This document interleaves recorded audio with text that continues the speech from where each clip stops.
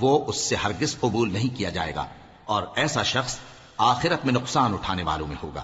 اللہ ایسے لوگوں کو کیوں کر ہدایت دے جو ایمان لانے کے بعد کافر ہو گئے اور پہلے اس بات کی گواہی دے چکے کہ یہ پیغمبر برحق ہے اور ان کے پاس دلائل بھی آ گئے، اور اللہ بے انصافوں کو ہدایت نہیں دیتا۔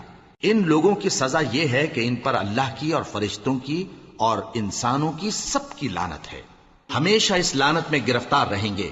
ان سے نہ تو عذاب ہلکا کیا جائے گا اور نہ انہیں مہلت دی جائے گی۔ ہاں، جنہوں نے اس کے بعد توبہ کی اور اپنی حالت درست کر لی تو اللہ بخشنے والا مہربان ہے۔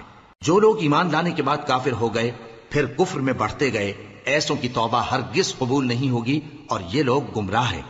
جو لوگ کافر ہوئے اور کفر ہی کی حالت میں مر گئے، وہ اگر نجات حاصل کرنی چاہیں اور بدلے میں زمین بھر سونا دیں تو ہرگز قبول نہیں کیا جائے گا۔ ان لوگوں کو دکھ دینے والا عذاب ہوگا اور ان کا کوئی مددگار نہیں ہوگا۔